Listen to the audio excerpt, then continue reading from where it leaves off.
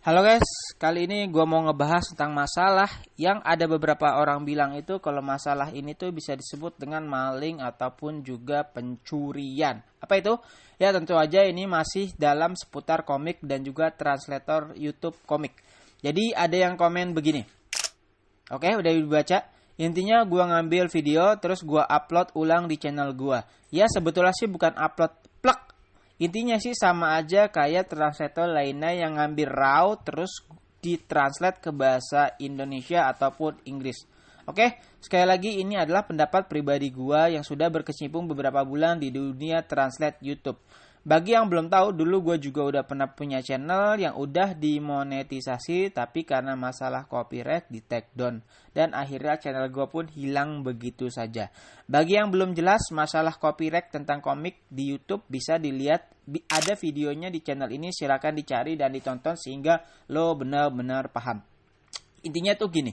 Sebetulnya boleh nggak sih kita upload komik yang udah ditranslate ke YouTube? Jawabannya enggak, itu adalah ilegal. Terus gimana kalau kita udah beli komik itu? Sama aja, itu tetap ilegal atau tidak diperbolehkan. Karena di YouTube sendiri itu ada yang namanya konten asli atau itu harus adalah konten pribadi lo yang belum pernah lo upload di mana-mana. Nah, kalau komik kan enggak, itu bukanlah karya pribadi dari suatu channel ataupun translator.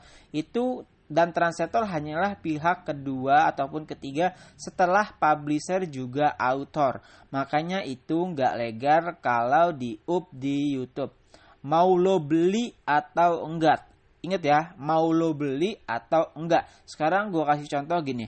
Kalau misalkan lo beli CD, ya CD, compact disc ataupun digital download, lagu atau apapun itu, boleh nggak lo upload di YouTube? Ya jawabannya enggak, karena itu bukan karya lo pribadi dan pasti nggak lama akan kena copyright atau di take down sama pemilik aslinya. Intinya nggak semua karya orang lain yang udah lo beli itu bisa lo upload di YouTube. Jadi semua komik yang ditranslate di YouTube itu sifatnya ilegal dan kapan aja bisa dihapus ataupun di take down sama publishernya. Walaupun komik di Cina itu bersifat aman karena nggak ada di Cina itu nggak ada YouTube. Terus pertanyaannya, apakah para channel yang mendapatkan uang dari hasil monetasi itu halal? Lagi-lagi ini adalah pendapat gua pribadi ya. Gua bilang itu sah-sah aja. Kenapa? Karena nggak ada yang dirugikan, malah mungkin gua bilang itu saling menguntungkan. Kenapa? Pertama, awalnya orang banyak yang nggak tahu tentang komik Cina ataupun komik Korea. Karena emang jarang ya yang udah dibukukan dan bahkan juga dicetak di Indonesia. Kalau misalkan komik Jepang kan emang banyak banget yang sudah dicetak di Indonesia. Tapi kalau Cina dan Korea gue rasa itu masih jarang. Nah, dan adanya web ataupun channel yang berbahasa Indonesia itu membuat orang tahu tentang komik tersebut sehingga komiknya bisa jadi terkenal.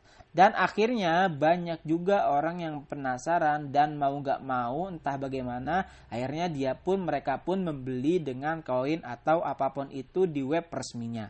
Jadi itulah gue bilang itu saling menguntungkan karena awalnya gak dikenal jadi dikenal dan ketika dikenal ada juga orang yang rela membeli di versi web aslinya sehingga menguntungkan dua belah pihak. Dan karena si channel itu, ini menurut gua pribadi ya, dan karena si channel itu sudah berusaha memiliki usaha untuk menerjemahkan sehingga para reader yang suka gratisan itu bisa baca, ya harus diberi sedikit reward.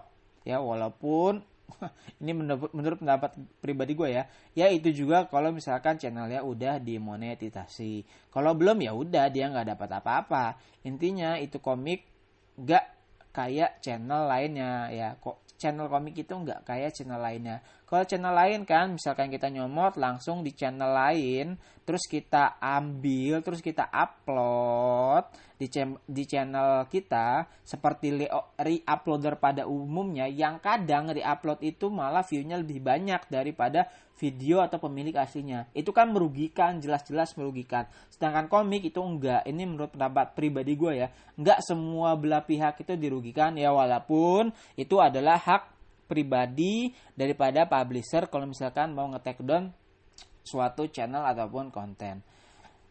Ya, di sini juga intinya ada sedikit usaha ataupun proses daripada translator untuk mengubah dari bahasa aslinya ke bahasa Indonesia ataupun Inggris agar para orang di sebelahan dunia manapun itu bisa mengetahui komik tersebut. Ya, itu sih menurut gua pribadi, boleh disetujui ataupun enggak. Intinya semoga bagi kalian yang belum tahu bisa paham dan mengerti. Semoga ini bermanfaat. Ketemu lagi di video selanjutnya. Dadah.